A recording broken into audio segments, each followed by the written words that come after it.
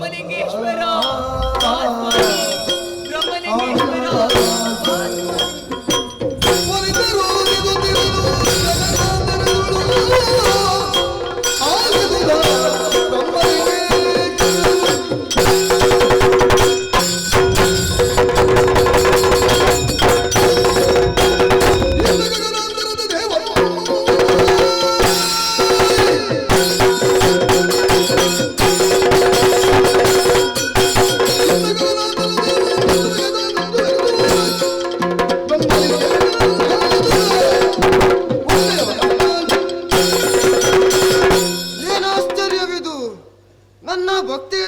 ಶ್ಯಾಮಲೆಗೆ ದುಷ್ಟರಿಂದ ಕಷ್ಟ ಬಂದಿದೆ. ಇದನ್ನು ನೋಡಿ ಬ್ರಹ್ಮಲಿಂಗ ಬಿಡುವನೆ? ಬಿಡಲಾರೆ ಬಿಡಲಾರೆ. ದುಷ್ಟರಿಗೆ ಶಿಕ್ಷೆಯಾಗಬೇಕು, ಧರ್ಮವನ್ನ ರಕ್ಷಿಸಬೇಕು. ಅದಕ್ಕಾಗಿ ಮಗನಾದಂತ ಪಂಜುರ್ಲಿಯನ್ನ ಕರೆದು ಧರ್ಮ ರಕ್ಷಣೆಗೆ ಗಳಿಸಿಕೊಡುತ್ತೇನೆ. ಮಗನೇ ಪಂಜುರ್ಲಿ, ಬಾ ಮಗನೇ, ಬಾ ಬಾ ಬಾ.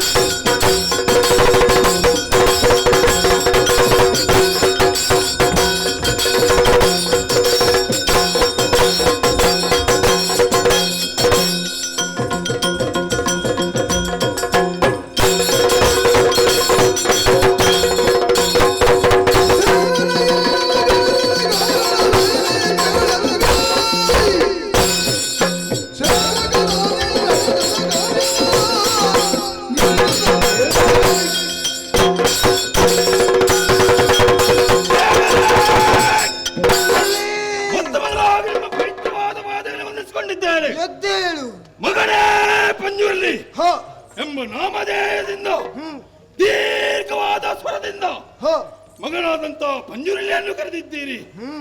ಬ್ರಹ್ಮಲಿಂಗೇಶ್ವರ ದೇವರೇ, ನಿಮ್ಮನ್ನು ಕಾಣುವಾಗ ಕೋಪವು ಕೇಳುತ್ತಾ ಇದೆ. ನಿಮ್ಮ ಕೋಪಕ್ಕೆ ಕಾರಣವೇನು? ಹಾಗಾದರೆ ಶಿವಗಣದಂತ ಈ ಪಂಜುರ್ಲಿಯನ್ನು ಕರೆಸುವುದಕ್ಕೆ ಕಾರಣವೇನು? ಎಲ್ಲವನ್ನು ಬಿತ್ತರಿಸಿದರೆ ತತ್ತರ ಉತ್ತರಿಸುವೇನು? ಪಂಜುರ್ಲಿ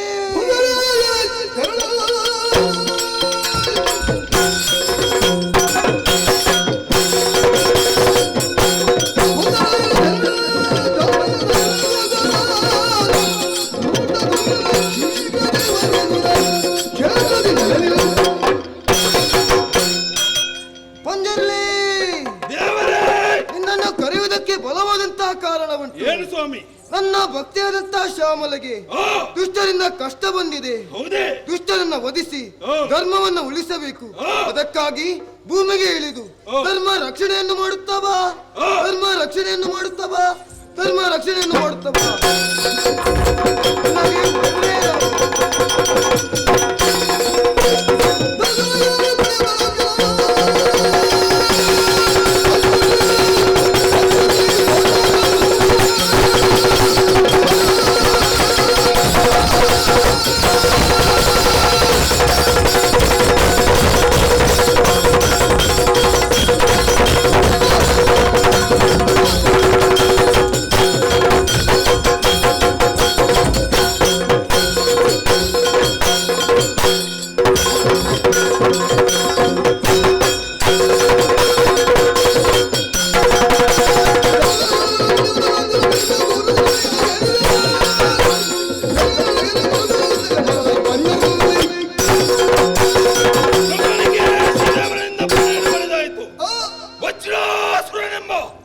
ಭೂಮಿಯ ಮೇಲೆ ಬೇಡದೆಲ್ಲ ನ್ಯಾಯ ಮಾಡುತ್ತಾ ಇದ್ದಾನೆ. ಬ್ರಹ್ಮಲಿಂಗೇಶ್ವರನ ಭಕ್ತಿಯಾದಂತ ಶ್ಯಾಮಲೆಗೆ ಕಷ್ಟವನ್ನು ಕೊಡುತ್ತಾ ಇದ್ದಾನೆ. ಈತನು ಹೇಗಾದರೂ ಮಾಡಿ ವಧಿಸಬೇಕು ಎಂಬ ತೀರ್ಮಾನವನ್ನು ಕೈಗೊಂಡವ ನಾನಾಗಿದ್ದೇನೆ. ಬ್ರಹ್ಮಲಿಂಗೇಶ್ವರ ದೇವರಿನಿಂದ ನಾನು ವರವನ್ನು ಪಡೆದಿದ್ದೇನೆ. ನೇರವಾಗಿ ವಜ್ರಾಸ್ತ್ರನಿಗೆ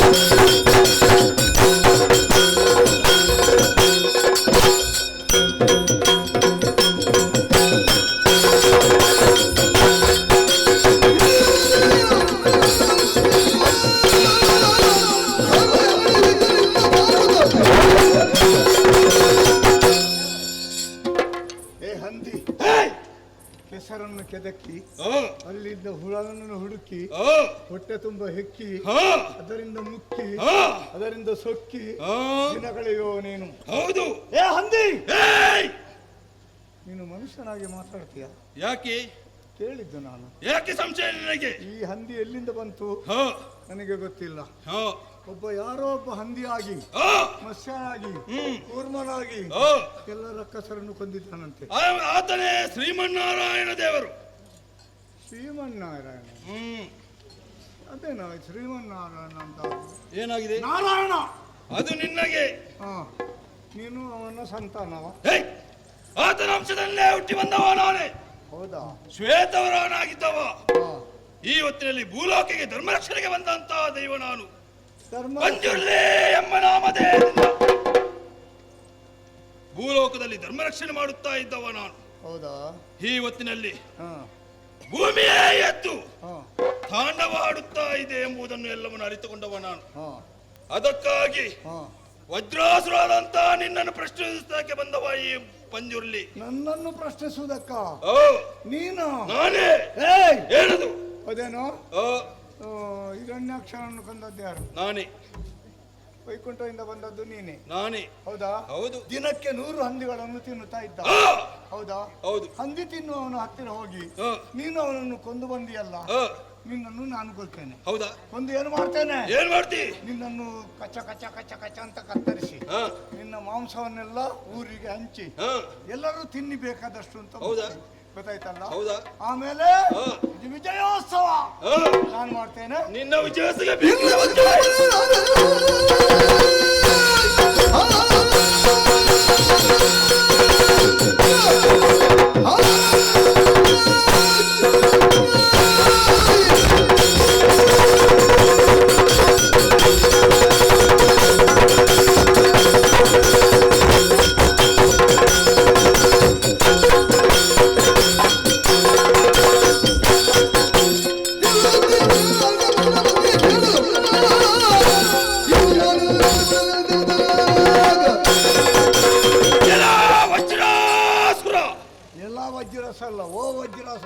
ನಿನ್ನನ್ನು ಕರೆಯುವುದೇ ಹಾಗೆ. ಎಲ್ಲ ಅಂತ ಕರೀಲಿಕ್ಕೆ ನಿನ್ನ ಹಾಳ ನಾನು. ಹೌದೇನೋ? ನಿನ್ನ ದುಡಿದಕ್ಕೆ ಬಂದಿದ್ದೇನಾ? ನನ್ನ ಹಾಲ ನೀನು ದುಡಿಯುವುದಕ್ಕೆ ಬಂದಿದ್ದೆ, ಅದು ನಮಗೆ ಗೊತ್ತಿಲ್ಲ. ಮತ್ತೆ ಆದರೆ ಒಂದು ಮಾತನ್ನು ಹೇಳುತ್ತಾ ಇದ್ದೇನೆ. ಏನು?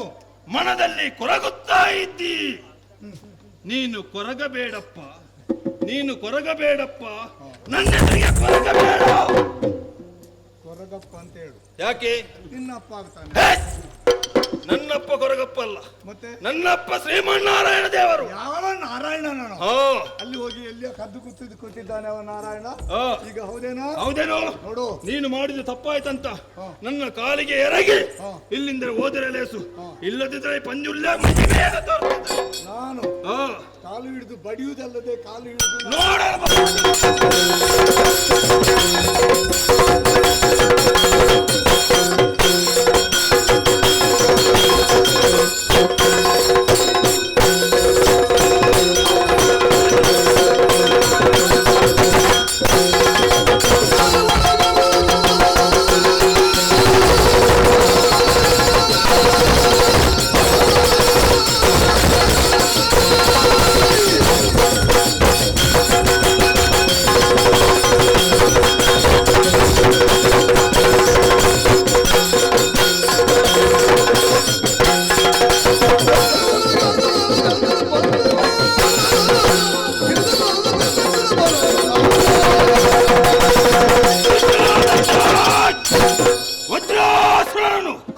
ಯುದ್ಧದಲ್ಲಿ ಕೈಸೋತು ಓಡಿ ಹೋಗಿದ್ದಾನೆ. ಹಾಗಾದರೆ ವಜ್ರಾಸನ ಬೆನ್ನಟ್ಟಿಕೊಳ್ಳುವುದು ಸರಿಯಲ್ಲ. ಯಾಕಂದರೆ ಪರಮೇಶ್ವರ ದೇವರು ಕೊಟ್ಟಂತ ವರ ಏನು? ಆತನಿಗೆ ಕೋಪದಿಂದ ಹುಟ್ಟಿದವನಿಂದಲೇ ನಿನಗೆ ಮರಣ. ಹಾಗಾದರೆ ಈತನನ್ನು ಕೊಲ್ಲುವುದಕ್ಕಾಗಿ ಒಂದು ಶಕ್ತಿ ಒಂದು ಭೂಮಿಯ ಮೇಲೆ ಹುಟ್ಟಿ ಬಂದಿದೆ. ಅದಕ್ಕಾಗಿ ಚಿಂತಿಸಬೇಕಾಗಿಲ್ಲ. ಆತನನ್ನು ಕೊಲ್ಲುವ ಬಗೆಯನ್ನು ಬಿಟ್ಟೆ. ಹಾಗಾದರೆ ಇಲ್ಲಿರುವುದು ಸರಿಯಲ್ಲ. ಬಂದಂತ ಶಾಮನಿಗೆ ಕಷ್ಟವು ಪರಿಹಾರವಾಯಿತು. ಹಾಗಾದ್ರೆ ಇಲ್ಲಿ ನಿಲ್ಲುವುದು ಸರಿಯಲ್ಲ. ನೇರವಾಗಿ ಭೂಲೋಕದಲ್ಲಿರುವುದು.